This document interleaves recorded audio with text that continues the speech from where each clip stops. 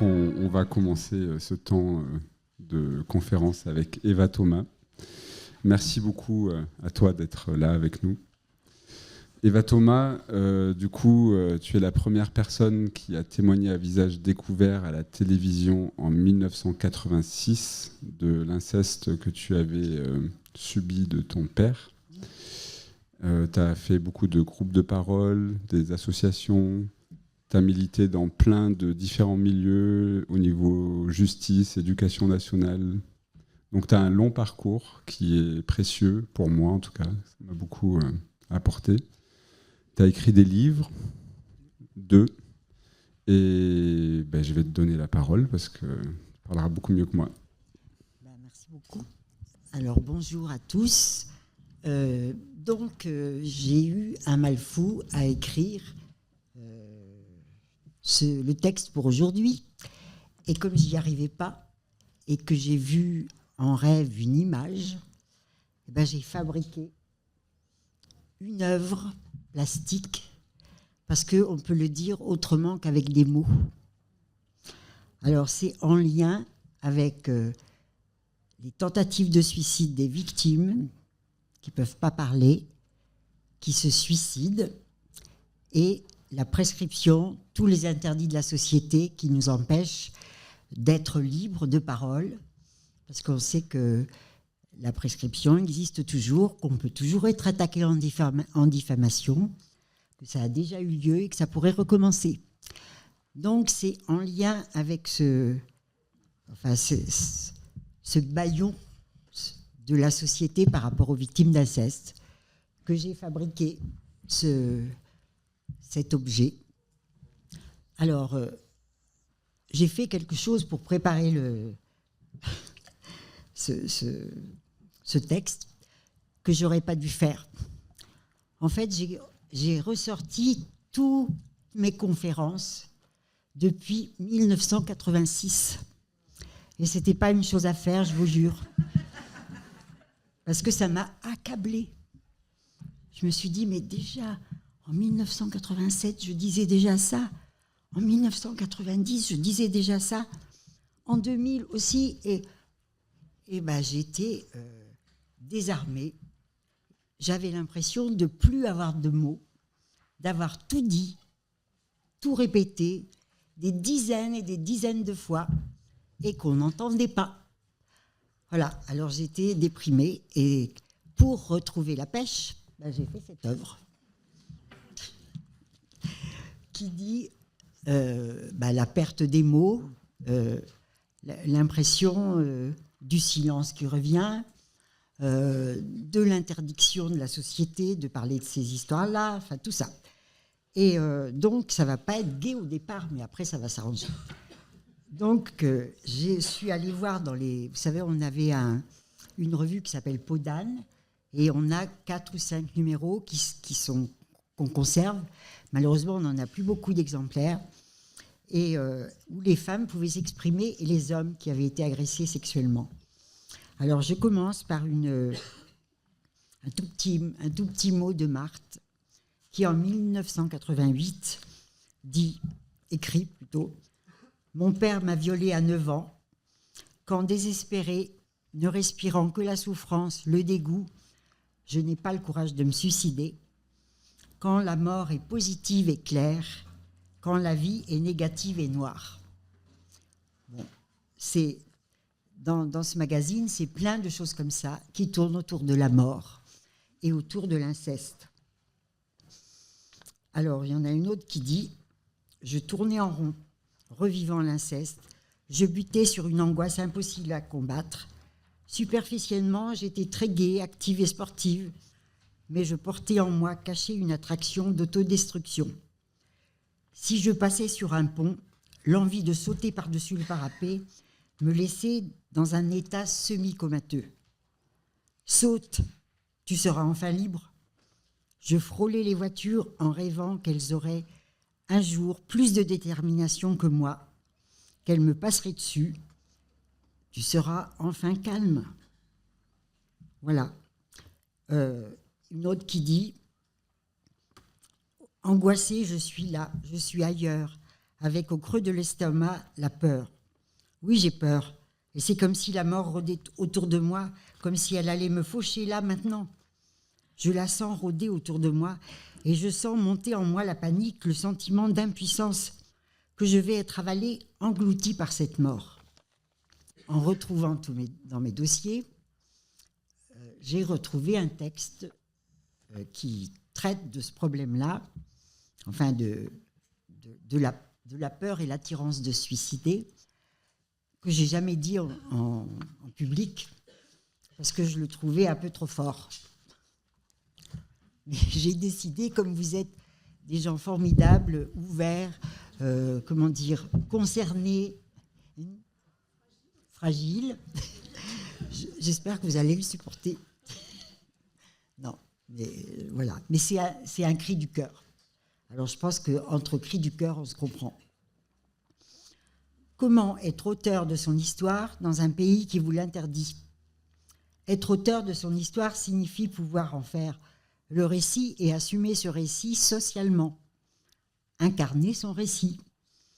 Mettre de la chair sur les mots. Entrer dans la vraie vie, dans sa vraie vie. Écrire pour retrouver vie et souffle de vie. C'est interdit de parler d'un crime prescrit qui a fait de vous une presque morte, une exilée de la culture, une collée au prédateur, une femme sans langue. Revenir dans les mots, il n'existe aucune autre solution pour les victimes d'inceste. Le passage par les mots est le labyrinthe étroit par lequel la vie renaît, la vie reprend tout son sens.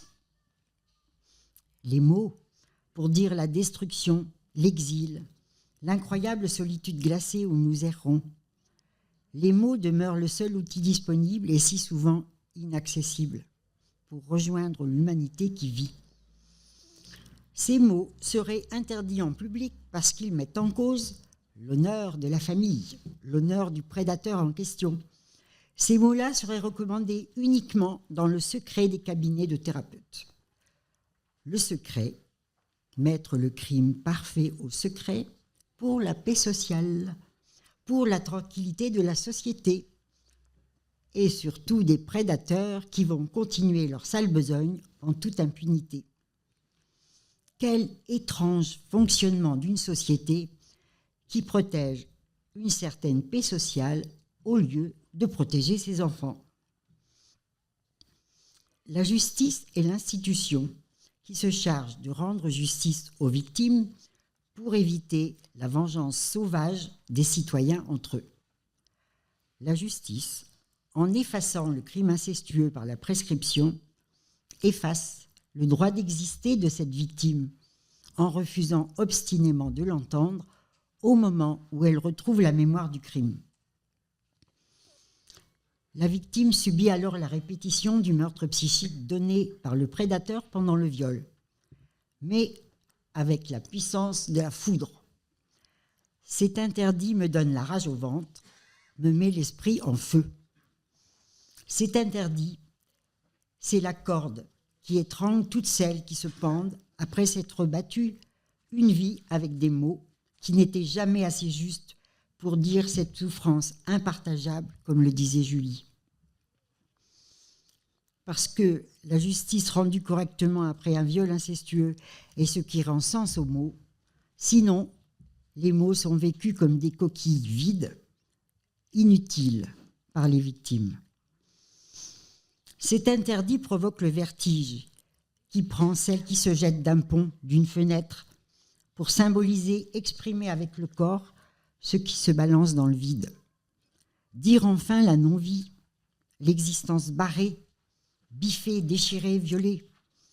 Interdite de vie, errant au bord de l'abîme, elle se jette dans le vide pour dire l'incroyable vide des mots dépourvus de sens. Vous qui n'avez pas connu cet exil du symbolique et du sens, vous n'avez pas idée de ce qu'on ressent devant ces mots inutiles, ces mots morts, ces mots qui blessent par leur inutilité même. Envie de détruire. Armée d'un cutter, la femme torture les mots inutiles. Elle prend des livres de psychologie, ceux qui prétendent savoir et tout expliquer. Elle les attaque, les coupe, les déchire, les froisse, les piétine, pour en faire sortir des cris qui ressembleraient aux siens. Mais les mots sont définitivement silencieux et vides. Ce silence-là anéantit l'être, paralyse la pensée. Le silence des mots, c'est la nuit dans un corps anesthésié. Pas pour longtemps, car le corps se met à protester avec une éloquence rare. Le corps prend le relais des mots inutiles. Le corps s'exprime en douleur bruyante pour faire sens. La peau brûle sous l'eczéma, le feu incendie la vessie, le dos craque en différents endroits. La paralysie parle de cette paralysie de la langue. Et elle titube comme une toupie pour dire le vertige de l'abîme où l'injustice l'a jetée. Le corps, lieu du crime parfait, rappelle bruyamment la loi absence de l'interdit de l'inceste. Le corps ne peut se taire, lui. Le corps souffre tous les maux pour protester encore de l'injustice absolue. Aucune loi spécifique pour dire l'interdit de l'inceste dans notre code pénal, c'est écrit en 2004. Mais ça a changé un peu. Comment est-ce possible ? Enfant ou adolescente, elle a été dévorée par le père, le protecteur attitré, et la loi défend l'honneur du prédateur pour préserver la paix sociale. Trahison totale. Vous vous demandez pourquoi elles se suicident les unes après les autres, souvent après une vie de lutte acharnée pour survivre, avec thérapie en tout genre. Mais pour dire ces trahisons successives, pour dire le désespoir devant la trahison du père, souvent de la mère, la trahison de la loi et d'une société qui, au XXIe siècle, est incapable, au pays des droits de l'homme, de soutenir l'enfant violé, détruit, exploité par une vraie loi qui lui rende justice. Les mots inutiles, la justice à l'envers, capable de défendre le prédateur contre la victime violée, comme on l'a vu faire à Saint-Brieuc. Que reste-t-il aux victimes déboutées par la prescription ? Rien. Sinon, une immense colère. Une colère à la dimension de l'injustice subie. Une saine et bonne colère. Pour dire ce scandale qu'une victime d'inceste ne peut être auteur de son histoire quand ce récit est justement ce qui peut la sauver. Le récit de cette histoire est le seul, l'unique passage à très haut risque qui lui permet de passer de ses errances au bord de l'abîme à une existence retrouvée parmi les vivants qui vivent. Oui, mais ce récit est interdit dans la cité. Il faudra vous cacher sous une perruque, mettre des lunettes noires, changer votre voix, être flouté, parler de dos uniquement, même si vous prenez un pseudonyme. Toutes ces précautions pour éviter un procès en diffamation. Parce que lui, le violeur blanchi, il peut vivre et parader en ville ou à la télé. Il peut être un politique, un professeur connu, un policier, un psychiatre, un magistrat, un pasteur, un prêtre. Il en existe dans toutes les professions. Lui, il peut vivre tranquille. La victime n'a qu'à se taire ou à se faire soigner. Même si se taire, c'est mourir, et se faire soigner signifie, dans le meilleur des cas, construire lentement son récit dans la thérapie pour apprendre que de toute façon, ce récit devra rester secret et ne pas aboutir à assumer son histoire comme tous les citoyens de notre pays. Si parler en public n'est pas possible, alors écrire semble une autre voie, la voie de la mémoire, qui reste présente même après la mort de l'auteur. Là, vraiment, c'est être auteur de son récit. J'ai reçu tant de lettres de victimes qui disaient « La lecture du viol du silence m'a ouvert la porte de l'écriture. Vos mots résonnent trop en moi. J'ai trouvé les miens grâce aux vôtres et je me suis mise à écrire mon histoire. » La force des mots retrouvés, la mémoire qui se libère de son étau, les séquences du passé qui affleure puis s'installe, le travail imprévisible de tout ce monde cadenassé par le choc du traumatisme qui se remet à bouger, à vivre. Retrouver la mémoire, c'est retrouver la douleur qui a paralysé ma mémoire. Écrire le viol incestueux, c'est s'embarquer dans une coquille de noix sur une mer déchaînée. C'est traverser un orage extraordinaire et affronter les éclairs d'une luminosité aveuglante et entendre sa propre douleur gronder dans la voix du tonnerre. C'est être foudroyé plusieurs fois de douleur en écrivant les mots de l'indicible. C'est retourner là où la parole explose, se fracture, se dissout. C'est entrer dans un silence à vous rendre sourd. Écrire le viol incestueux, c'est entrer dans le corps à corps, là où justement la parole est interdite. C'est sortir à nouveau de son corps pour voir de l'extérieur cette scène impossible, inimaginable. C'est sentir cette légèreté de l'esprit qui quitte le corps écrasé sous le poids du Père. C'est sentir ce souffle de l'esprit qui demeure là pour sauver son âme. Écrire le viol incestueux, c'est sauver son âme. C'est un devoir sacré envers soi-même et l'humanité. C'est sauver son humanité. C'est sentir exactement ce moment où le corps n'est plus que de la viande à pétrir, torturer, violer. Mais savoir distinctement que votre souffle de vie s'est réfugié dans cet esprit qui volette au-dessus. Cet esprit, gardien du temple, attend le moment où le prédateur aura terminé sa besogne pour réintégrer sa place. Mais l'esprit sait, il a tout vu. Il est le seul véritable témoin du crime. Le corps, lieu du crime parfait, a enregistré des sensations. Il conserve une mémoire différente. Et lui aussi sera protesté pour retrouver la vérité. Ce clivage qui nous sauve est une mécanique géniale, toujours prête à fonctionner à nouveau. Les victimes d'inceste ont une mémoire qui fonctionne de manière anarchique et mystérieuse. Il faut pouvoir l'apprivoiser, lui faire confiance et savoir que ce fonctionnement est commandé par l'instinct de survie. Ne rien forcer, savoir être patient, grappiller des éléments de preuve à un rythme imprévisible.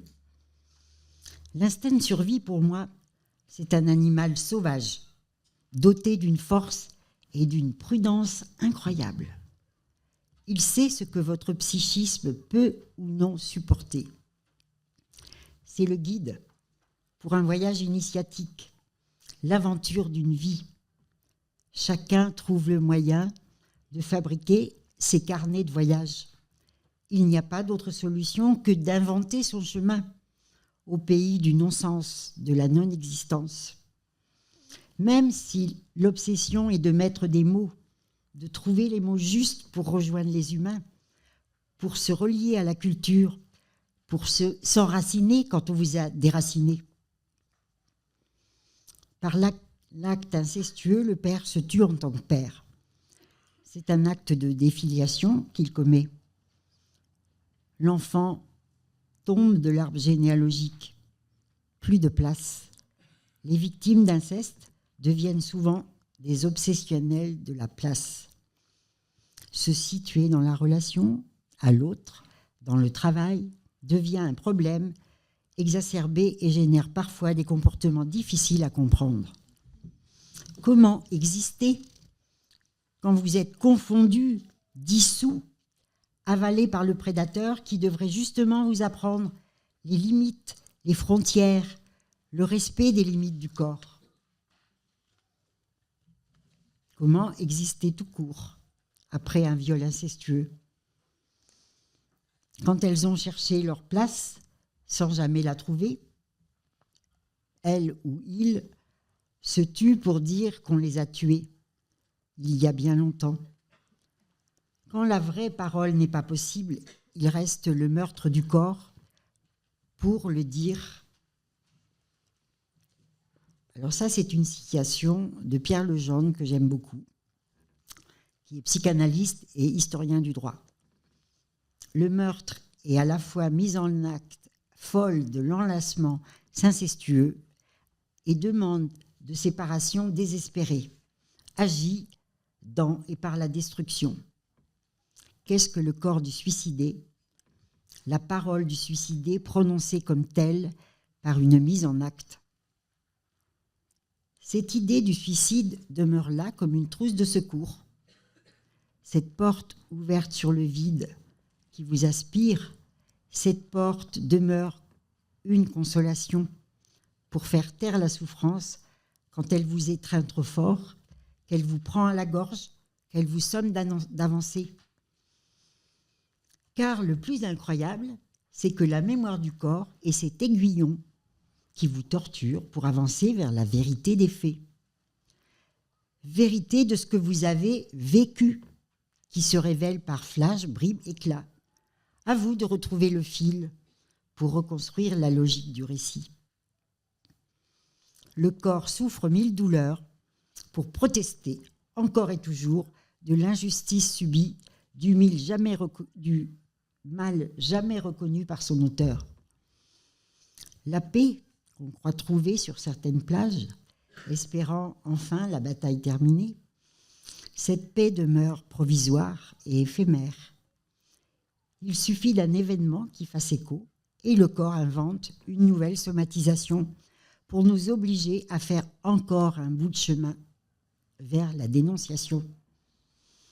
Le corps proteste pour dénoncer le criminel blanchi et impuni.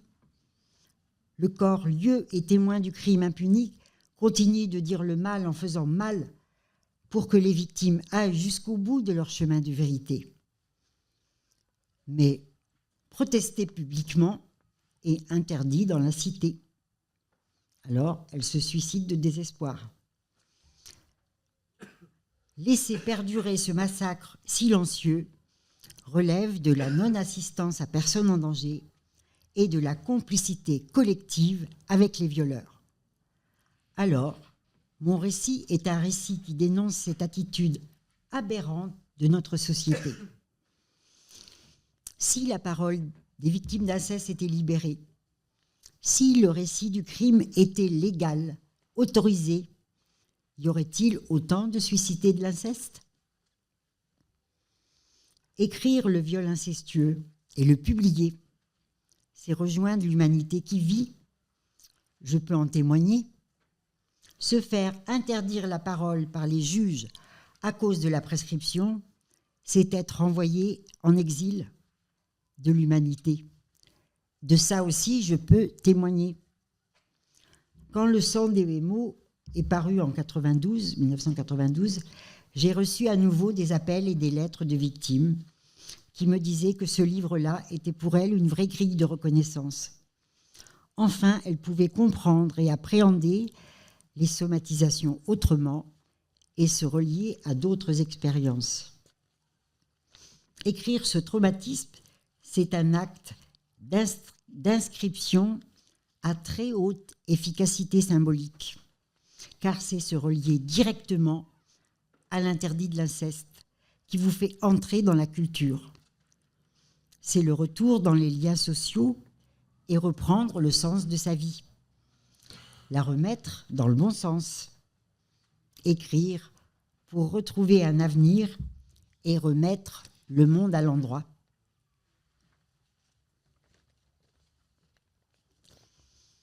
Les récits qu'on invente nous aident à trouver la force de construire le récit refondateur de son identité. Il faut pouvoir faire ce récit, le récit de ce traumatisme qui vous a dévasté, comme destitué de votre humanité, sans zone interdite. Car au-dessus des lois d'un pays, il existe l'interdit de l'inceste qui nous fait entrer dans la culture. Et c'est au nom de l'interdit de l'inceste que j'ai parlé, écrit et protesté pour rester en vie. Au nom de la légitime défense et au nom du droit à mon humanité.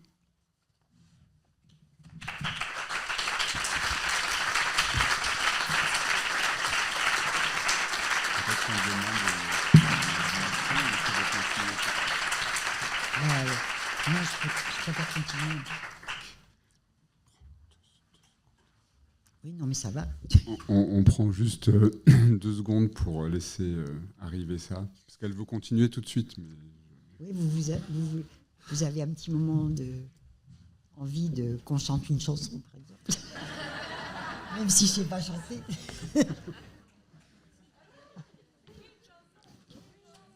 Sauf que je ne sais pas chanter, mais voilà. Mais vas-y si tu veux. Alors, j'avais reçu une lettre d'une femme de Bordeaux qui m'avait dit « Madame, je suis désolée, je suis une voleuse de mots ». Elle avait recopié intégralement le sang des mots, mon livre qui fait 340 pages, à la main. Et elle racontait dans sa lettre que ce travail de copiste l'avait transformée et qu'à la fin du travail, elle se sentait droite et structurée de l'intérieur. Parce que c'est un livre qui parle de l'efficacité symbolique de la loi et de la nécessité de trouver une solution judiciaire. Voilà. Alors, donc je vais sauter ça parce que c'est encore difficile, mais en même temps, c'est quelque chose de très émouvant. Alors, je vous le raconte parce que j'ai promis à un fils de parler de sa mère. Alors, il y a un jeune homme, enfin un fils qui s'appelle Stéphane, dont la mère Isabelle s'est pendue quand il avait 2 ans. Et dans sa dernière lettre, elle avait écrit ces mots « J'ai cette fois-ci perdu la guerre, je crois ». Stéphane a retrouvé dans les affaires de sa mère une lettre qu'elle m'avait écrite après la lecture du viol du silence en 1998, mais jamais envoyée, où elle recopiait des passages de mon livre « Le viol du silence » dans lesquels elle se reconnaissait tellement.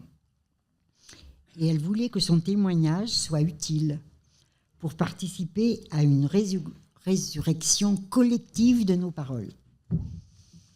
Elle s'appelle donc Isabelle. Isabelle avait dévoilé son secret à 28 ans, fait de tentatives de suicide, des séjours en psychiatrie, avalait beaucoup de médicaments et ne se sentait jamais comprise. Pourtant, elle avait un mari adorable, 2 tendres enfants, une maison, tout pour être bien, mais elle avait la mort dans le cœur. Stéphane m'écrit qu'il a mis 16 ans pour se sentir prêt à prendre contact avec moi et envoyer cette lettre qui m'était destinée en mémoire du combat courageux de sa mère pour vivre. Il me demande de lui répondre car il veut s'assurer que cette lettre est arrivée jusqu'à moi et a rejoint le collectif des autres paroles de victimes. Il m'avait laissé son téléphone, donc je lui ai téléphoné. Nous avons eu une longue conversation. Je l'ai beaucoup remercié pour son geste et je lui ai promis que je parlerai de sa maman, qui s'était si courageusement battue contre les forces meurtrières de l'inceste. Nous en avons connu à l'association des personnes magnifiques qui ont travaillé avec nous, ont essayé et cru à de nombreuses pratiques thérapeutiques, qui se sont battues avec nous et qui, malgré la présence d'un mari amoureux, des enfants heureux de vivre, avaient été trop détruites dans l'enfance par 2 parents complices. Et un jour, elles se sont jetées au bout d'une corde ou d'un pont. C'est bien évidemment les vraies violences subies, les viols, les humiliations, les coups, les trahisons, et non des supposés fantasmes incestueux qui détruisent les êtres humains. En 1992, j'avais donné une conférence à Genève intitulée « La loi pour s'extraire d'une logique sacrificielle implacable ». Et voilà, donc, ou comment la société avait organisé les bâillons et imposé le silence autour de l'inceste. Alors, vous connaissez sûrement René Girard, et dans un de ses livres, Des choses cachées depuis la fondation du monde, il décrit un mythe, le mythe de Ticaro, qui décrit un mode d'exécution capital d'une victime émissaire dans une société dépourvue de système judiciaire. Alors voilà le mythe, c'est comment ça se passe. Le condamné, donc la victime émissaire, est lâché sur les pentes qui conduisent à la falaise.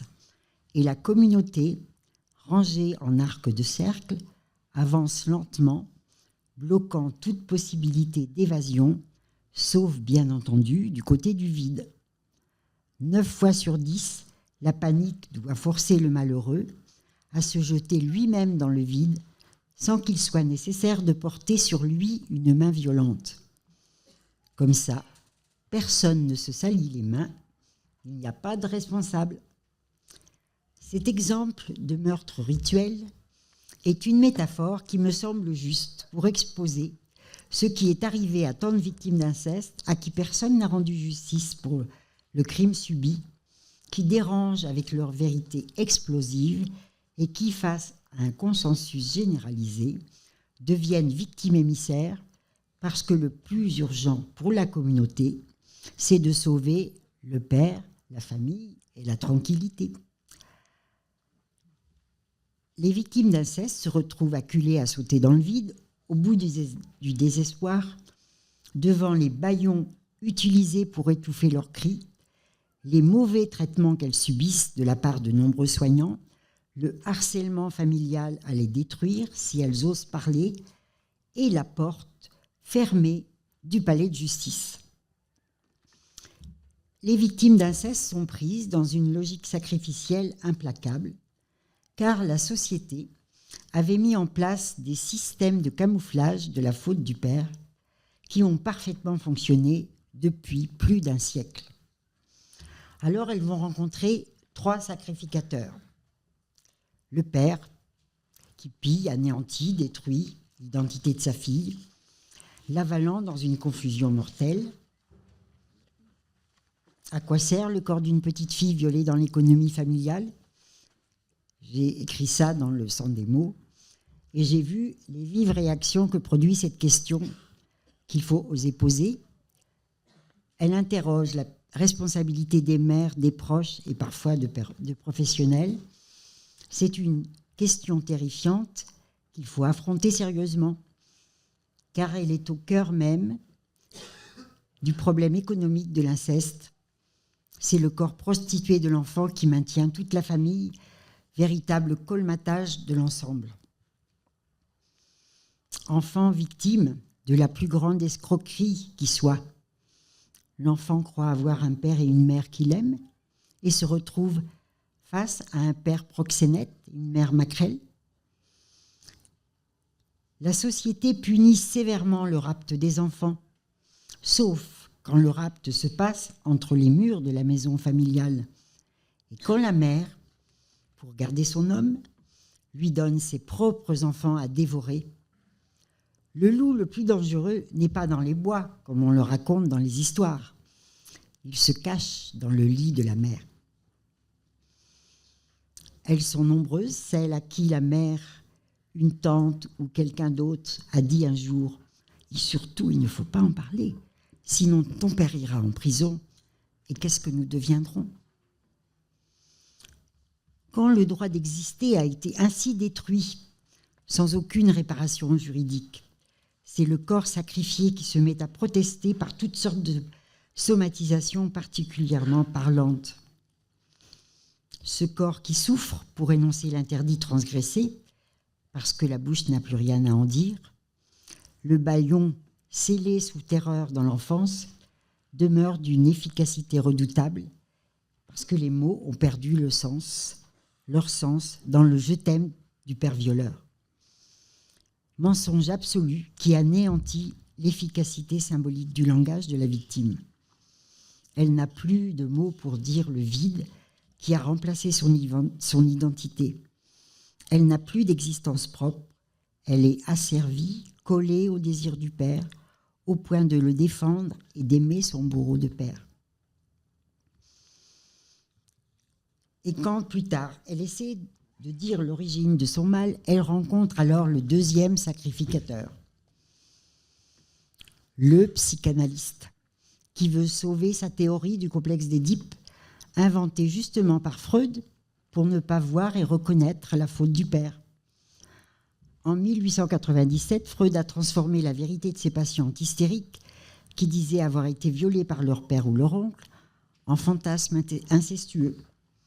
Des crimes concernant le droit élémentaire à l'intégrité du corps sont devenus une maladie à soigner. La compétence a été transférée du juge au thérapeute. De ce détournement va naître une véritable machine à broyer les victimes au lieu même qui devaient les guérir. Pendant plus d'un siècle, les victimes de viols incestueux ont été bâillonnées, maltraitées, psychiatrisées, et les fantasmes des petites filles ont servi à cacher des scènes de torture dans les familles et à protéger les violeurs qui ont pu récidiver en quasi-impunité. De violeurs, ils sont devenus grands-pères violeurs, de père en fils. Freud leur avait fabriqué le système de camouflage le plus génial qui soit. Quel est le mobile profond de cette attitude ? Freud l'avoue lui-même, il aurait dû accuser son père de perversion. Donc, il renonce à sa théorie de séduction juste après la mort de son père et invente le complexe d'Édipe par un détournement, à nouveau, du mythe d'Édipe, renversant ainsi la culpabilité des pères violeurs sur des enfants coupables de désirs incestueux. Et cette théorie arrangea tout le monde, sauf Ferenczi, qui dénonça en 1932 les viols commis réellement sur des enfants. Et Freud, à propos de ce texte, la confusion des langues entre les adultes et les enfants, parlera d'aberration. Et pendant un siècle, on a soigné les hystériques pour ne pas reconnaître la responsabilité des pères, tandis que ceux-ci continuaient leur sinistre besogne, drapés dans leur respectabilité de bons pères, honnêtes citoyens et notables reconnus. Pour sortir de ces processus de mort, il faut pouvoir accuser son père du crime qui vous a détruit, et c'est pratiquement impensable sans le soutien du droit. C'est une vraie révolution intérieure. Elle ne peut se faire qu'avec l'étayage de la loi, qui fait alors office de père, en permettant à la victime de ne pas sombrer dans la folie.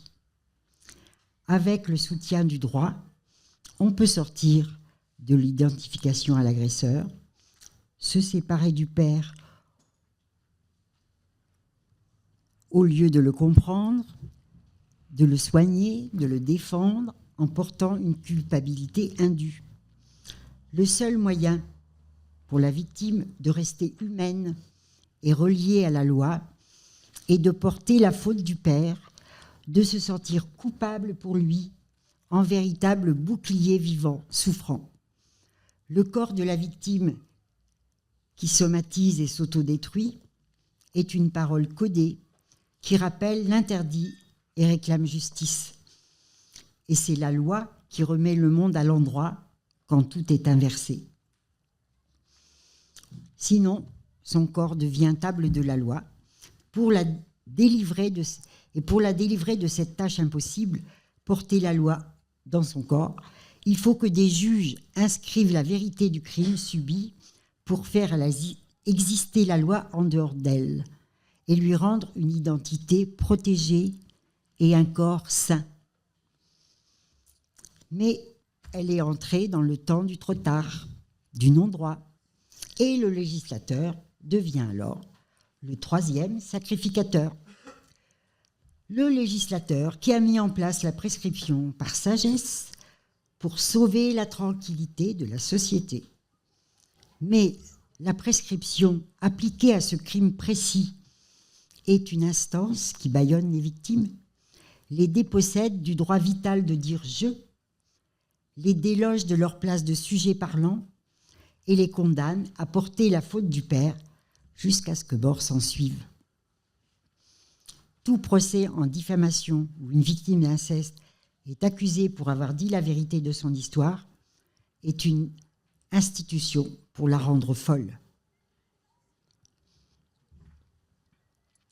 Au procès de Saint-Brieuc, les textes de loi offraient aux criminels blanchis la plus belle scène de torture légale qu'on puisse imaginer.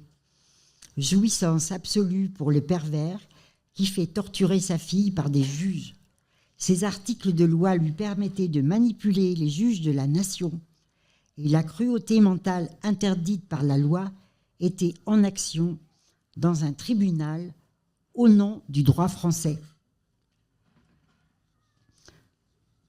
Ainsi, en 1989, fut attaqué en diffamation par son père pour avoir témoigné à visage découvert sur TF1 dans une émission animée par François de Closet. Et nous étions sur le plateau ce jour-là, 5 victimes d'inceste. Parce que depuis que j'étais allée en 1986 au dossier de l'écran, personne n'avait plus peur de témoigner, sauf qu'on n'était pas au courant de cette loi. Et alors, donc, je suis allée défendre Claudine en tant que témoin officiel pour dire que c'est parler ou mourir, que les victimes d'inceste font des tentatives de suicide à répétition. Mais la loi était écrite comme ça. Et la seule petite chose humaine qu'on a entendue, c'est à la fin du procès, le président du tribunal a demandé si quelqu'un voulait ajouter quelque chose. Et François de Closet s'est exprimé en disant que ce n'était pas possible de faire ça, que ça annulait tout le travail des associations depuis 1986, que c'était retourné au Moyen-Âge. Enfin, il était furieux, et on comprend. Et le président du tribunal nous a dit cette parole. En tant que président du tribunal, je vais appliquer la loi qui existe. Mais en tant que citoyen français, je pense qu'il faut changer la loi. Seule petite consolation qui était précieuse pour chacune d'entre nous.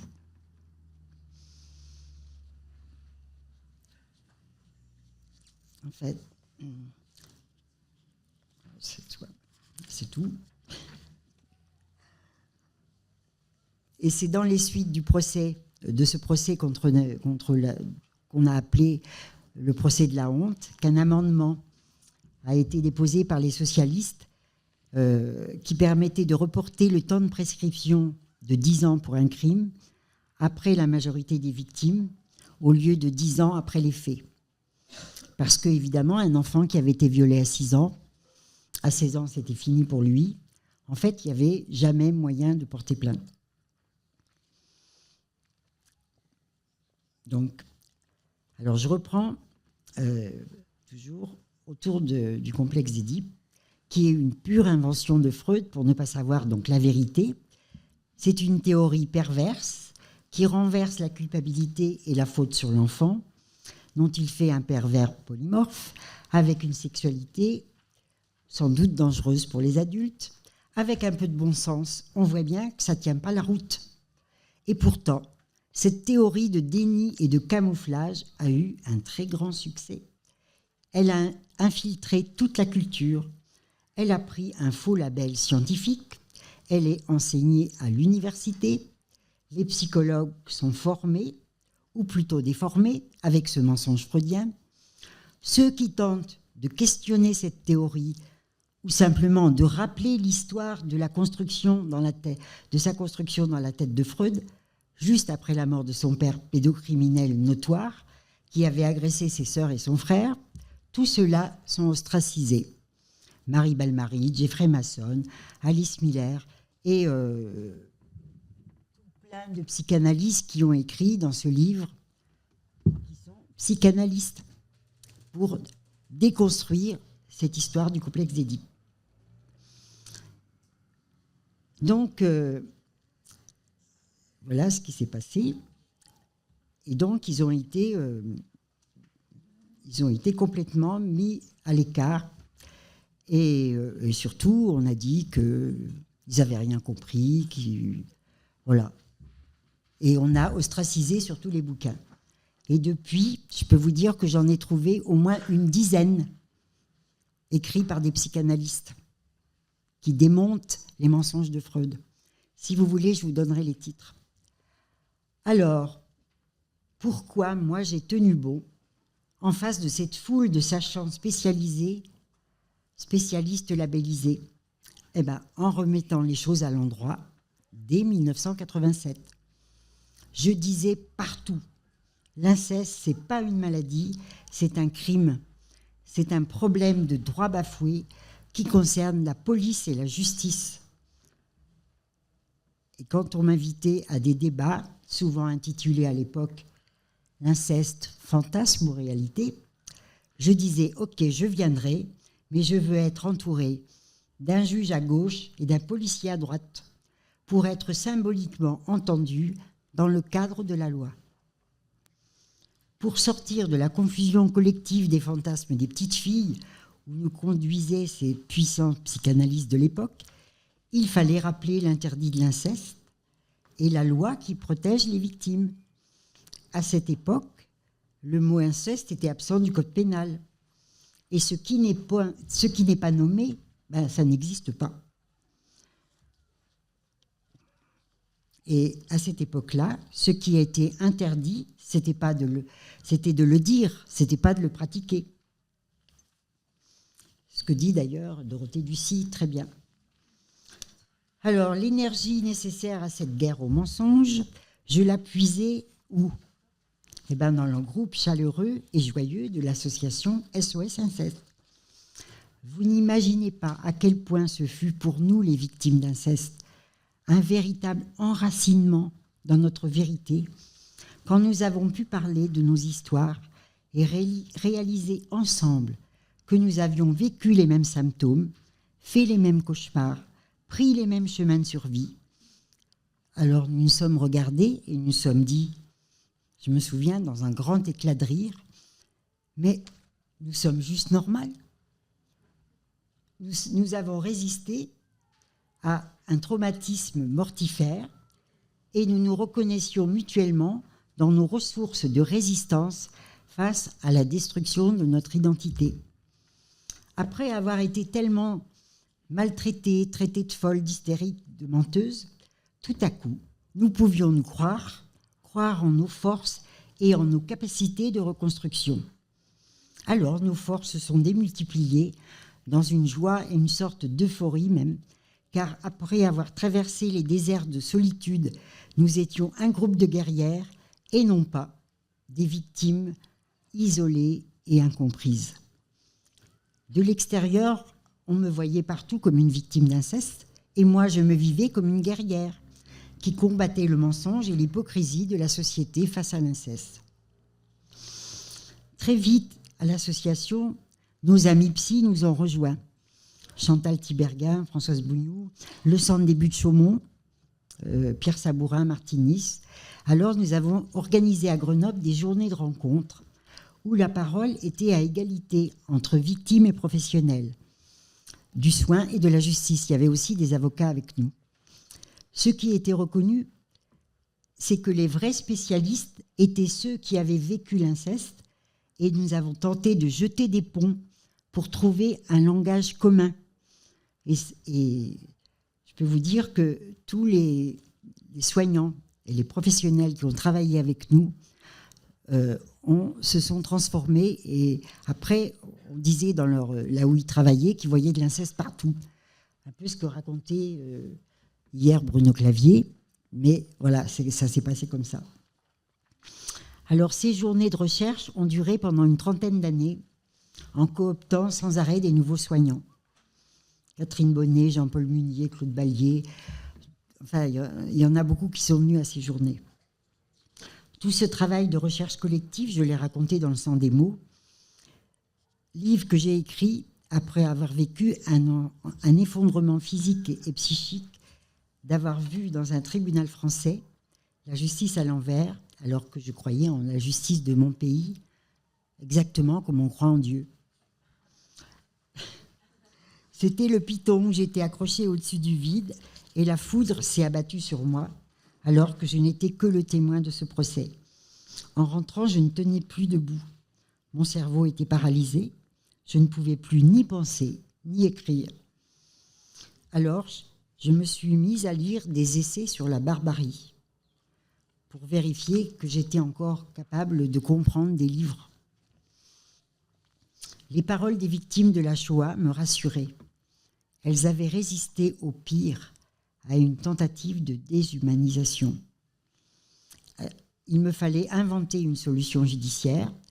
Alors j'ai cherché et j'ai trouvé demandé un changement de prénom parce que mon père m'avait violée, et ce, malgré la prescription.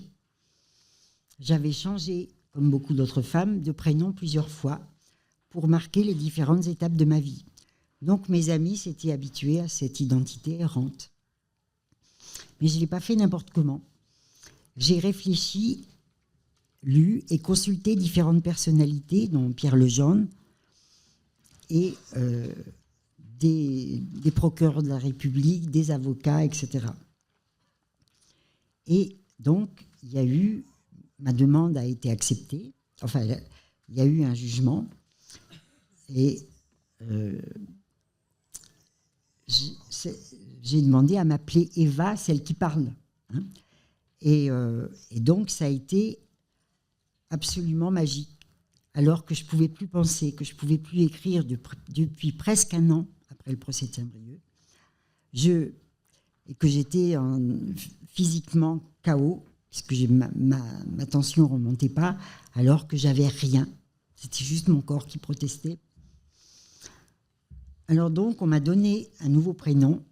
Et comment expliquer cette opération symbolique qui consiste à inscrire dans le nom de la victime la trace de l'ancien crime, interdit de reconnaissance juridique en travaillant le nom. Par une sorte de chirurgie symbolique, le juge qui donne une nouvelle identité à la victime, la décolle en même temps du magma incestueux et la remet à sa vraie place dans la lignée. Elle est raccrochée à sa juste place dans la filiation, avec un destin de parole inscrit dans son prénom Eva, celle qui parle. La justice m'a donné un prénom marqué de l'interdit qui me rend le goût de vivre dans la dignité. Par cette opération, j'ai vécu physiquement la sensation de me redresser, de retrouver toutes mes capacités de penser et d'avoir un sol sous mes pieds. Nous, les humains, sommes essentiellement des êtres de symboles, de paroles et de représentations, et le viol incestueux fait tomber de l'arbre généalogique, sombrer dans un abîme vide de sens. C'est d'abord et surtout une blessure identitaire qui peut se guérir par une opération symbolique qui rend à la victime sa place, sa langue, son droit d'exister comme sujet auteur de son histoire, et le changement de prénom a eu sur moi cette belle efficacité symbolique.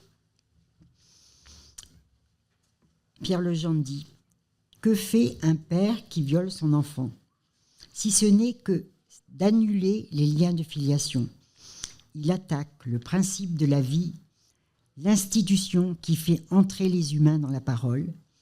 Il saccage tout ce que les hommes ont lentement élaboré pour s'humaniser. La parole est alors frappée d'inefficience et un désordre efficace s'installe, brouillant tous les repères du langage, de l'espace et du temps. Une errance très spéciale est le lot de toutes les victimes. Ce brouillage des places fait perdre la capacité de penser et on ne sait plus qui est qui. La formule du tranchant de la loi prend tout son sens dans les histoires d'inceste. L'institution judiciaire a le pouvoir de trancher dans la confusion mortifère, de séparer des personnes et de les sortir du magma incestueux. Seul le couteau de la loi peut réussir cette opération symbolique.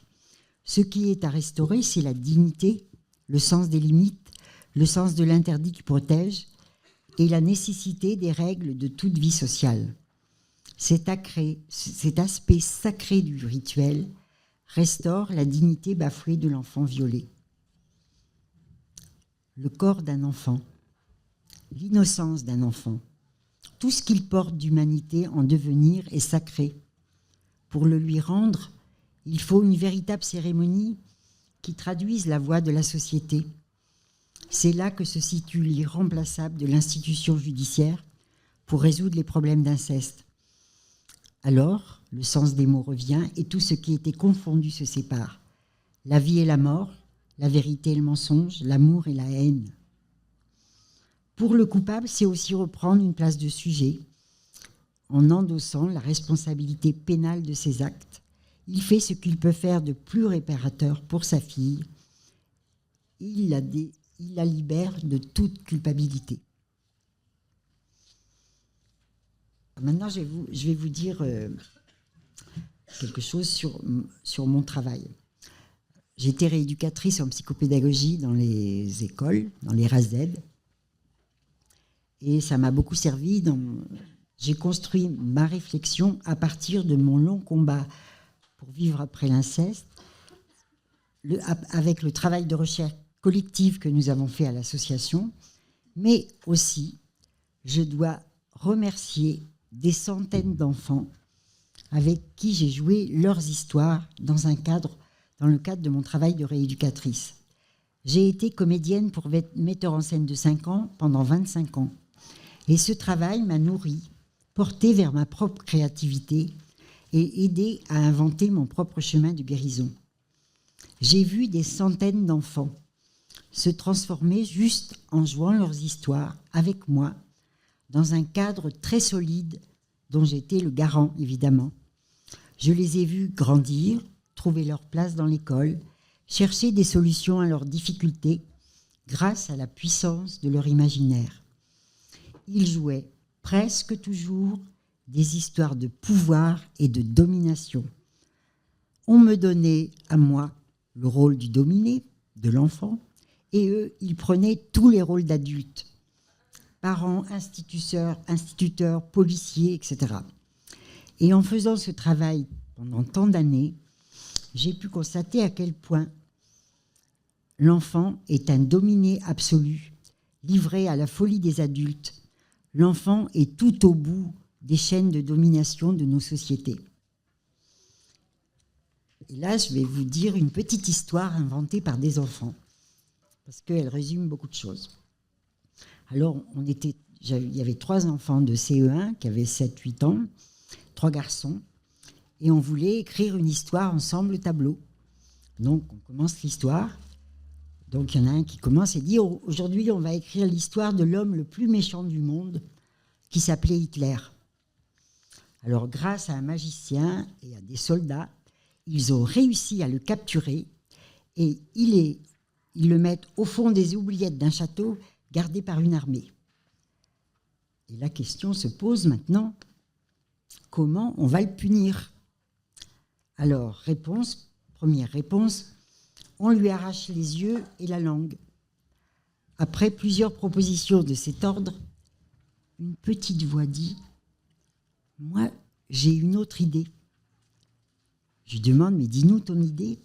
Et il répond « Le faire redevenir un bébé. » Étonnement des autres, je lui demande « Pourquoi c'est une punition ?» Il dit « Parce qu'un bébé, il ne peut rien faire. Et les autres, ils peuvent tout lui faire. Il ne peut pas se défendre. » Alors, un autre d'ajouter « Comme ça, il aura peur. » Et ils ont été tous d'accord pour que l'histoire finisse ainsi. Alors, je pense que voilà résumé par des enfants le statut du bébé humain avec toutes les terreurs qu'il peut vivre dans cette situation de totale vulnérabilité. Ferenczi, le collègue et ami de Freud, n'avait pas oublié, lui, l'agression subie dans son enfance, une agression sexuelle. Il voulait sincèrement guérir et aider ses patients. Il a écrit des textes qui sont toujours justes et valables aujourd'hui. Au 12e Congrès international de psychanalyse en 1932, après beaucoup de discussions entre les psychanalystes, il a présenté son texte « Confusion de langue » et ses idées sont reçues dans une atmosphère de franche désapprobation par les plus éminents psychanalystes présents. Ferenczi déclare avec une insistance tenace qu'il croit ce que disent ses patients qui ont été agressés sexuellement. Cela lui coûte l'amitié de Freud et de presque tous ses collègues, ce qui le laisse dans un état d'isolement dont il ne sortira jamais. Il a été traité de paranoïaque par eux. Il mourra 1 an après avoir été traité de cette façon par Freud et ses collègues. Les épreuves du texte de Ferenczi furent détruites et la traduction anglaise ne fut publiée que 16 ans plus tard grâce à Michael Balint en 1949, rappelle Jeffrey Mason, qui était le responsable des archives de Freud à Londres. Alors maintenant, à la lumière de ce qu'on sait en 2023, plus de 6 millions de Français ont été agressés sexuellement dans leur enfance. Maintenant que l'apport des neurosciences donne des informations scientifiques précises sur le fonctionnement du cerveau humain dans une situation de traumatisme, il serait temps de réhabiliter fortement les recherches de Sándor Ferenczi, ridiculisées à l'époque par un établissement pseudo-scientifique, figé dans le déni d'une réalité trop dangereuse pour leur carrière.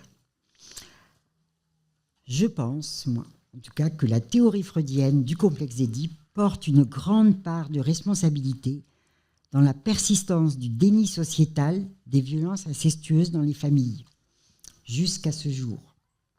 Pire encore, cette théorie freudienne a envahi la culture française en la matière au point qu'elle résiste encore à toute tentative de déconstruction.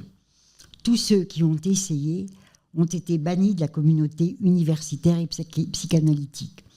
Ils sont encore traités de malades qui résistent à la théorie, cette théorie qui ne peut être contestée ni même interrogée. Alors, que faire du complexe d'Édipe en 2023 ? Eh bien, je crois que sa vraie place, c'est aux archives de l'histoire de la psychanalyse. Ce concept a fait suffisamment de mal aux victimes d'inceste et de violences sexuelles. C'est une erreur, c'était une erreur, un mensonge, un déni de la réalité qu'il faut remettre à sa place dans l'histoire du XIXe siècle. On ne peut plus l'enseigner comme un dogme intouchable parce que c'est perpétuer le malheur et parce que c'est juste du bon sens. Après un viol incestueux tellement destructeur pour l'avenir de l'enfant, il y a pire encore. C'est le désaveu de la réalité du viol par des soignants, formatés par l'enseignement du complexe d'Édipe dans des formations de psychologues. Alors là, je cite Bruno Clavier, mon ami, « Les incidences de la négation des violences sexuelles par la psychanalyse sont colossales. Pendant près d'un siècle, des personnes agressées sexuellement ont été niées dans leur douleur profonde. Elles ont subi une nouvelle violence, celle de la théorie. » Par contre, reprendre l'histoire d'Édipe dans tout son ensemble, alors je suis d'accord. Laios, donc le père d'Édipe, enlève et agresse sexuellement un enfant qui s'appelle Chrysippe, qui se suicide de honte. C'est l'origine de la malédiction des dieux qui interdit à Laios d'avoir un enfant. Mais Édipe naît et survit à une tentative de meurtre de la part de ses parents, Laios et Jocaste, qui le livrent aux bêtes sauvages parce qu'ils ont peur de la malédiction. Sauvé par des bergers, Édipe est adopté sans rien connaître de son histoire. Parvenu à l'âge adulte, il va en fait accomplir lui-même la malédiction en cherchant à comprendre ses origines. Il tue accidentellement son père sans savoir que c'est son père et il épouse sa mère sans savoir que c'est sa mère, en véritable marionnette du destin. Quand il apprend la vérité, il se crève les yeux.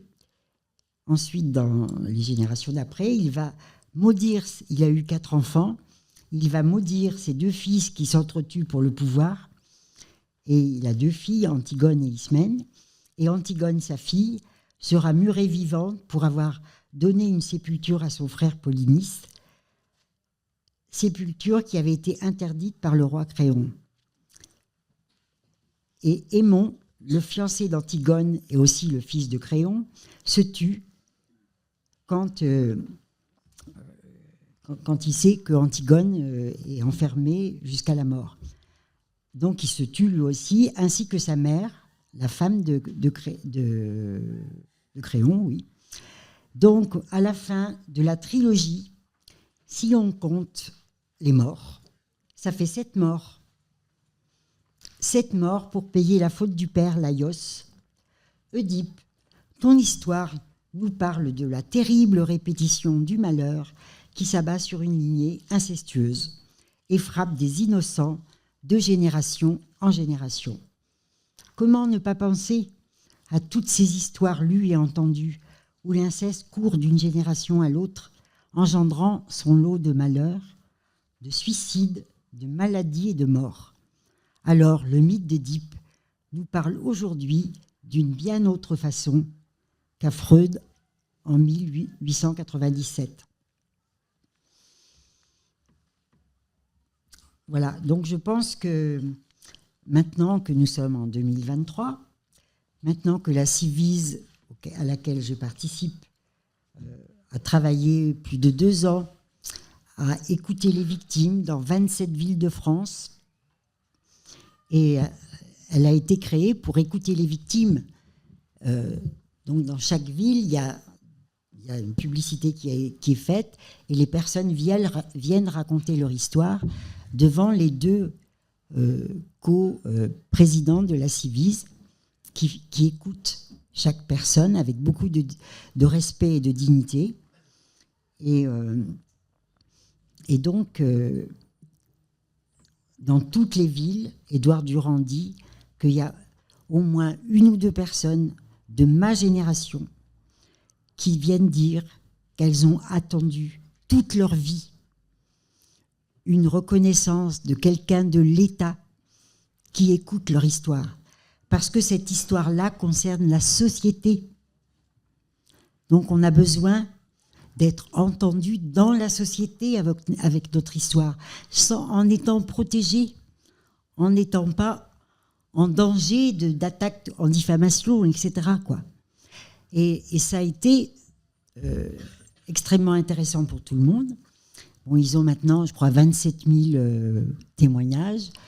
Il y a un énorme corpus de tout ce que les personnes ont dit. Et c'est à partir de ça qu'on essaye de sortir des préconisations pour que les choses changent. Malheureusement, les premières préconisations sont toujours restées des préconisations à venir. Parce que la première qui était de protéger les mamans qui protègent leur enfant face à un père violeur, et on demandait donc de suspendre l'autorité parentale pendant la procédure judiciaire. Celle-là, elle n'est toujours pas vraiment acquise. Et à Grenoble, quand ils sont venus il y a 1 mois, le temps de parole a été pris pour la moitié par des mamans à qui on avait enlevé leur enfant, soi-disant parce que les mamans avaient, comment on dit, oui, c'est le syndrome d'aliénation parentale, mais elles avaient appris à leur enfant à dire que le père était un violeur, etc. Et elle venait, elle racontait tout ce qui s'était passé pour elle. Et ce qui était impressionnant, c'est qu'à côté d'elle, il y avait leur avocate qui disait « Madame vient de dire quelque chose de juste. Je suis son avocate et je viens vous dire qu'elle n'est pas folle. » Donc c'était vraiment 2 heures. Quand on est tous sortis, on était vraiment assez KO. Mais en même temps, c'est super intéressant qu'il se passe des choses comme ça, quoi. Alors, merci au président de la République qui a initié la Civise. Mais maintenant, on arrive au bout des 2 ans. Ça se termine fin décembre. Et le 20, on doit rendre le rapport terminé. Le 20 novembre, ça va être remis officiellement à la Première ministre et tout ça. Mais on n'a aucune idée de ce qui va se passer après. Et donc, c'est probablement que peut-être, on ne demande pas que ça continue comme ça, puisque ce travail-là a été fait. Mais ce qu'on a révélé aussi, c'est que tous les dysfonctionnements face à cette problématique, des professionnels qui n'ont jamais été formés, ou presque jamais, pas toujours, mais très peu formés, à la réalité des violences sexuelles sur les enfants. Ils ont été formés dans une culture du déni. Donc on n'a pas pu... Certains, comme le disait Bruno Clavier, certains en ont jamais entendu parler pendant leur formation. Et on leur demanderait de faire des choses sans les former sur le sujet. Alors voilà. Donc moi, je suis très heureuse d'avoir participé à tout ce travail. Et je dois dire que j'ai énormément appris dans toutes les rencontres que nous avons faites avec beaucoup de spécialistes qui sont, eux, capables, qui ont fait dans différents endroits de France des expériences tout à fait intéressantes et positives. Donc moi, je ne suis pas du tout négative par rapport à tout ça, mais je dis il faut se poser des questions. Il faut oser abandonner des théories qui sont obsolètes, en tout cas qui ne sont pas efficaces pour aider les victimes d'inceste. C'est clair, quoi. Alors heureusement, on sait bien maintenant qu'il y a toutes sortes d'écoles psychanalytiques ou de formations psy avec des personnes qui travaillent avec le corps. Et il y a tout un tas de choses qui existent et qui sont vraiment performantes et tout ça. Donc moi, j'attaque pas tout le monde. Mais par contre, je pense que l'histoire du complexe Édipe, vraiment, il faut s'arrêter de raconter ça déjà en philo, parce que déjà, on commence avec les ados, les jeunes, et en plus, surtout à l'université. Comment l'université peut enseigner des mensonges? C'est pas possible. Voilà ce que j'avais à vous dire. Merci.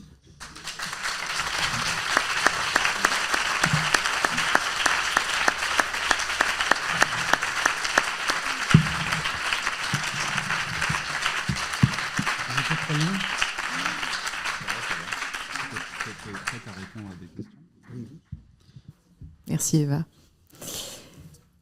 Est-ce que tu peux nous dire quelles sont les préconisations qui vont être faites par la Civise et notamment est-ce qu'il y a quelque chose concernant la prescription? Alors, oui, on en a bien discuté. Ça a été discuté entre nous, mais j'ai pas le droit de révéler les choses qui vont être les préconisations qui vont sortir là au moment du bilan. Mais ce que je veux vous dire, c'est que vous avez vu ce que j'ai dit sur la prescription. Donc on est nombreux. Dans la Civise, il y a au moins 10 personnes qui ont été agressées dans leur enfance, qui participent. Donc nous, on ne veut pas du blablabla, on veut de l'efficacité, du changement. Donc nous, on demande, évidemment, tous ceux qui ont été agressés, on demande de suspendre, comme dans plein d'autres pays, la prescription. Que c'est pas possible de continuer comme ça. Surtout que maintenant, on voit bien que, même si ça a été reporté 3 fois et que c'est 48 ans, il y a encore des amnésies qui sortent après. Donc c'est pour ça qu'il faut, la justice, ça doit être pour tout le monde. Donc maintenant qu'on connaît comment fonctionne le cerveau, comment fonctionne l'amnésie traumatique, ça devrait être logique de laisser d'arrêter cette temps de prescription. Voilà. Eva, est-ce que tu peux nous en dire un peu plus sur ce qui est dans la confusion des langues de Ferenczi? C'est Ferenczi qui raconte que l'enfant a besoin de tendresse, d'affection, et que sa demande est une demande de tendresse et d'affection, point. Et que l'adulte répond avec une sexualité d'adulte, et que c'est catastrophique, cette confusion. Ils ont 2 langages différents, donc ça ne peut faire que des catastrophes. Et Ferenczi était très... comme il avait été agressé sexuellement, il était pas du tout du même avis que Freud, mais il y avait des textes qu'il n'a jamais osé montrer à Freud. Parce qu'ils étaient quand même, tous les collègues de Freud, ils étaient quand même sous emprise du maître. Ça se voit quand on lit tous les bouquins, par exemple. Si vous prenez juste celui-là, vous verrez tout ce qui se passe. Alors oui, le titre. C'est le livre noir de la psychanalyse, vivre, penser et aller mieux sans Freud.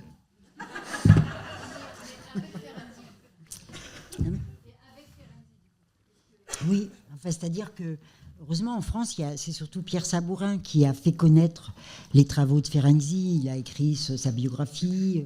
Et il y a toute une école qui travaille à partir des textes de Ferenczi. Il y en a d'autres qui sont jungiens, il y en a d'autres qui... Bon, il y a plein. Et je trouve que c'est bien cette diversité.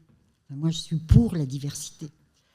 Mais je pense que en même temps, ce serait bien qu'il y ait des dialogues entre les gens qui font le même métier, qu'il y ait des dialogues sans s'insulter. Parce que le problème, quand on est en face des freudiens ou des lacaniens, bon, on peut pas attaquer rien. C'est-à-dire que on ne touche pas au concept, c'est fini, quoi. C'est figé. Et ceux qui essayent, ils sont traités de fous. Moi, de toute façon, depuis 1986, quand j'ai commencé, je sais que j'étais une hystérique qui n'a rien compris. Bon, alors, ok, je suis une hystérique. Mais on ne m'a jamais traité que comme ça. Et quand dans les débats publics, là, dans les années 86-88, en fait, je dénonçais des choses qui me paraissaient mais vraiment folles.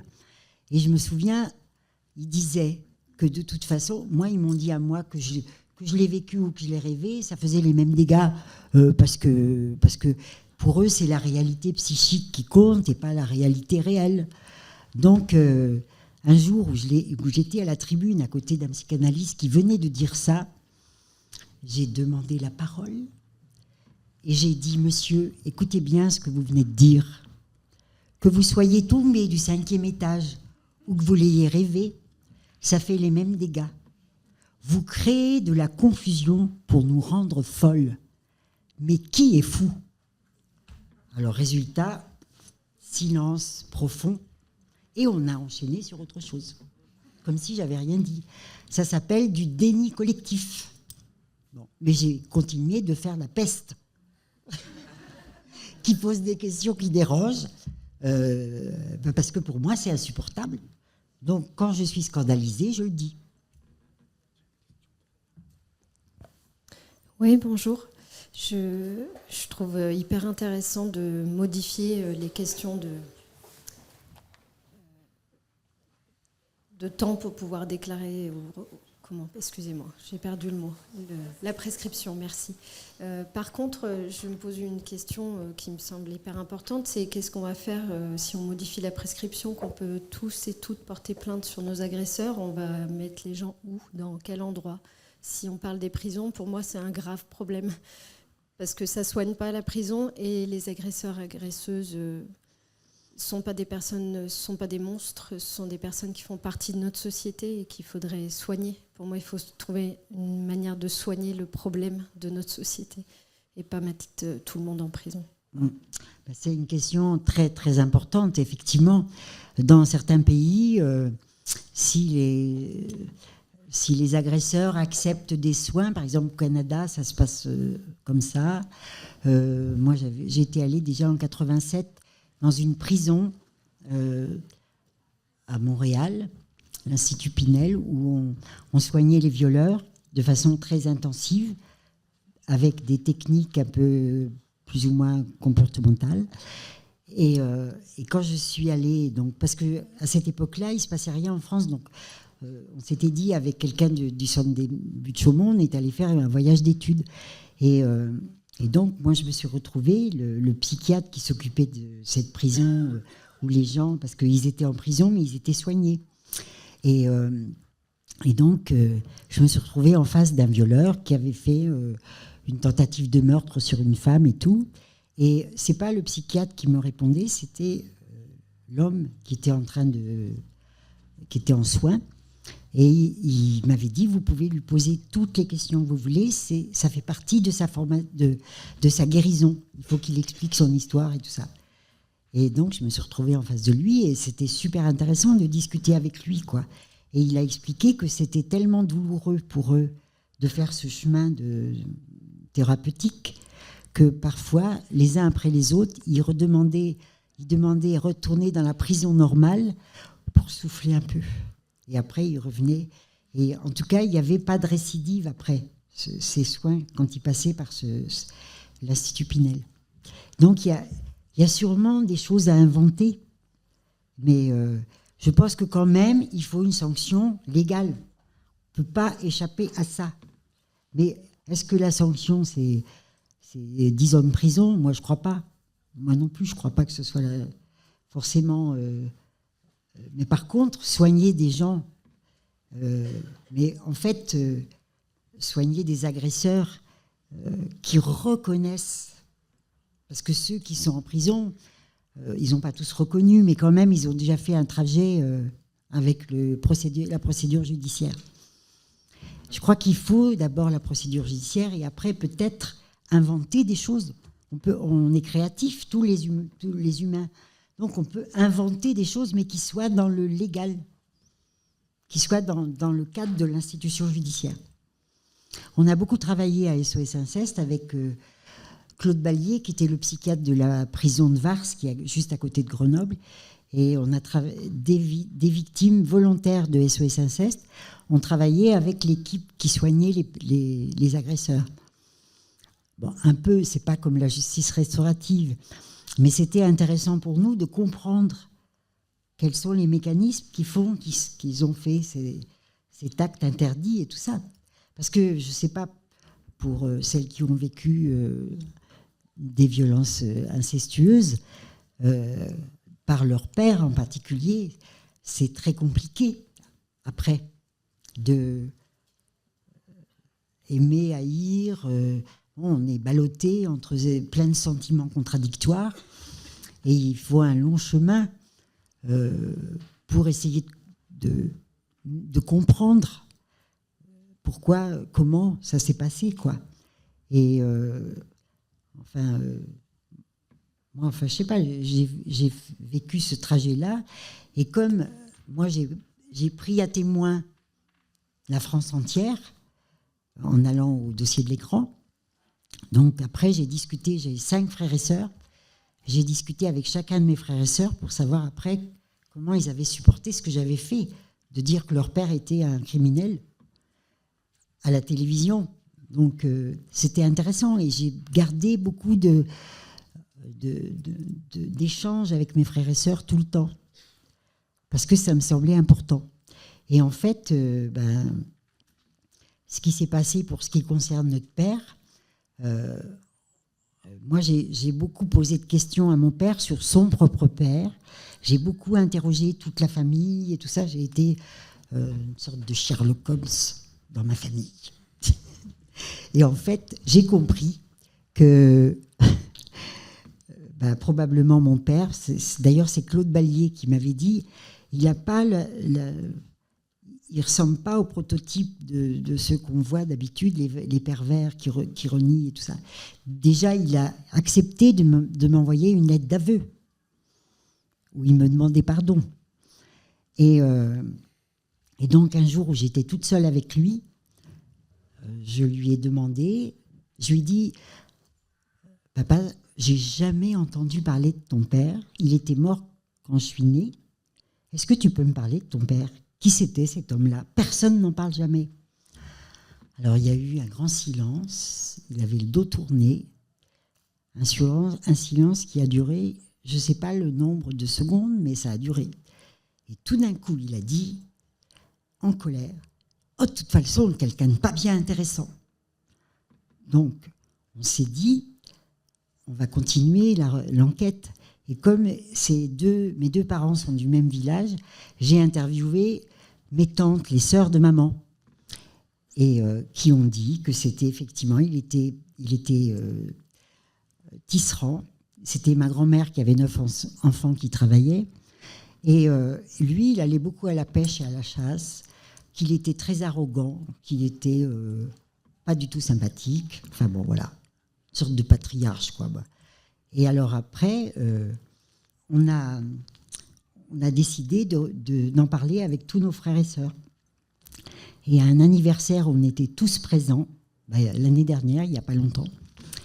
Elle a apporté une grande caisse de photos, où il y avait la photo du grand-père. Donc moi, j'ai pris la photo du grand-père, et ma sœur m'a fait un clin d'œil, et j'ai dit, attendez, j'ai quelque chose à vous dire. Et j'ai raconté ça, l'enquête qu'on avait faite. Et du coup, mon frère, qui a que 2 ans de moins que moi, qui est maître verrier, m'a regardé et qui m'a dit, celui qui avait le plus mal supporté ce que j'avais fait, il m'a dit, ça fait des années que je me pose cette question. Alors j'ai dit, on est tous ensemble, qu'est-ce que vous en pensez et tout. Et on a dit que probablement notre père avait été agressé par son père. Et en fait, ça a créé quelque chose d'incroyable. Donc mon petit frère est allé chercher une bouteille de champagne. On a fêté ça. Et à ce moment-là, mon petit frère, tout d'un coup, dit, moi aussi, j'ai quelque chose à raconter. Alors, j'ai dit, c'est quoi? Et donc, dans la fratrie de mon père, il y a un curé, un moine, une religieuse, institutrice. Et il raconte qu'il était au café il n'y a pas longtemps, et il a été interpellé par quelqu'un qu'il ne connaissait pas. Tu connaissais l'abbé qui était à tel endroit et tout ça, qui était curé à tel endroit? Il dit, oui, c'est mon oncle. Alors, tu savais qu'il s'intéressait aux petites filles, qu'il a fait quand même pas mal de choses qui sortent maintenant? Donc, 2 dans la fratrie. Donc, du coup, ça a confirmé que c'était probablement ça. Alors, qu'est-ce qui s'est passé avant? Je ne sais pas, j'ai pas fait de génogramme très compliqué, là. Mais pour nous, c'était clair. Et ça a fait quelque chose de très positif pour tout le monde. C'était comme si on avait le droit aussi d'aimer notre père. Et ça, donc, déjà, on a une super bonne relation entre les frères et sœurs, mais je pense que ça a noué quelque chose de très positif entre nous. Bonsoir. Alors, j'ai 2 questions à vous poser. La première, elle concerne les thérapies et les thérapeutes, parce que j'imagine que dans tous ces témoignages, vous aviez dû aussi entendre ou trouver plein d'outils qui peuvent aider les personnes à se reconstruire. Et est-ce que vous pouvez en recommander certains? Est-ce qu'il y a un endroit où on peut trouver ces ressources? Et est-ce qu'éventuellement, il y en a qui peuvent être adaptés aux troubles dissociatifs de l'identité? Et ma deuxième question, ça va être, vous avez parlé de pétitions pour encourager la Civise à prolonger son action. Est-ce qu'il y a des sites? Parce que j'ai essayé d'aller signer, et en fait, j'en ai trouvé plusieurs.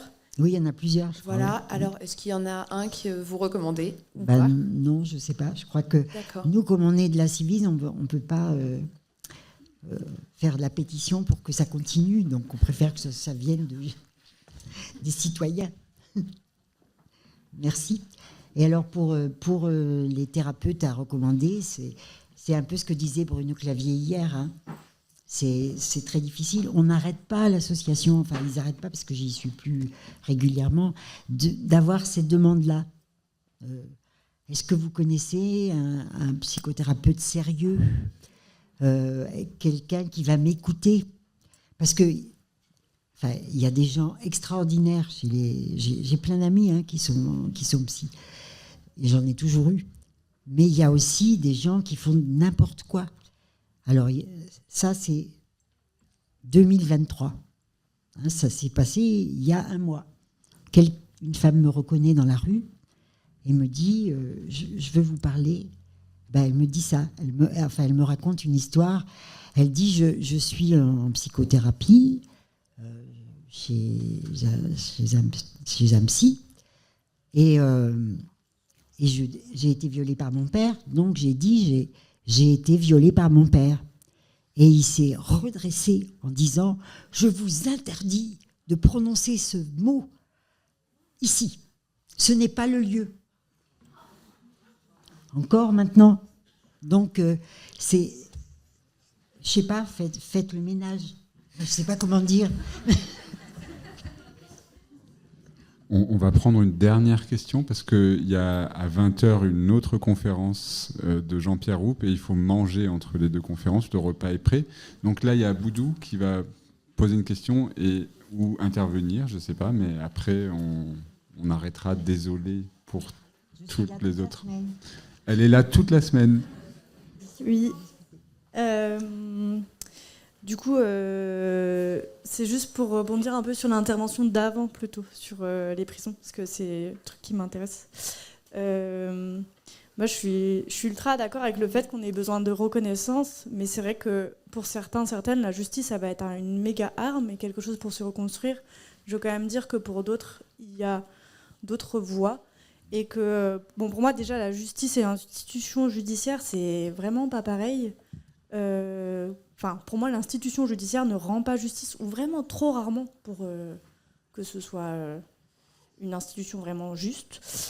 Et du coup, qu'on est obligé de trouver d'autres voies, notamment quand on est plus précaire, plus racisé, queer, trans, parce que la justice ne nous écoute pas. Et que rendre justice, pour moi, peut passer par d'autres voies que par l'institution judiciaire. Et surtout que la justice et la prison, ça n'a rien à voir. Enfin, vraiment, c'est pas en prison qu'on rend justice et que vraiment, là, ici, on est aussi là pour lutter contre le patriarcat. Et la prison est l'institution la plus patriarcale possible. Elle est homophobe, elle est raciste et en fait, elle résout vraiment rien. Et c'est important qu'on le pose ici. Enfin, c'est pas la voix d'une militante extrémiste, je sais pas quoi. Enfin, c'est un fait. C'est vraiment la pire institution. Et moi, je suis OK vraiment pour qu'on se rende justice, qu'il y ait une reconnaissance sociale importante sur ce qu'on vit, que l'inceste il soit dit, qu'il soit cru, qu'il soit entendu, et qu'on puisse le dire. Et que, du coup, par là aussi, ce ne soit plus possible. En fait, il faut des sanctions sociales envers les agresseurs, sans forcément les exclure, parce que c'est tout le monde, c'est nous en fait, c'est nos oncles, nos pères, nos amis, c'est tellement de gens, il y a tellement de victimes d'inceste, en fait il y a tellement aussi d'auteurs, donc on peut pas tout le monde mettre en prison, on peut pas non plus exclure tous les agresseurs de nos vies, parce que vraiment ça marche pas, hein. Statistiquement ça ne marche pas, et du coup il faut réussir à lier une sanction sociale, quelque chose qui fait que ce ne soit plus possible, ça ne peut pas être impuni. Ces crimes-là ne peuvent pas être impunis. Pour autant, il faut qu'on arrive à travailler avec ces personnes. Effectivement, elles ont besoin aussi de soins et elles ont besoin de travailler sur elles-mêmes, elles ont besoin de prendre leurs responsabilités. Mais la prison, ça ne marche pas. Voilà. C'est un peu le truc de reconnaissance. Et juste sur mon histoire personnelle, la reconnaissance de ma famille, mais aussi la reconnaissance de l'auteur m'a fait énormément de bien, effectivement. C'est un vrai truc important.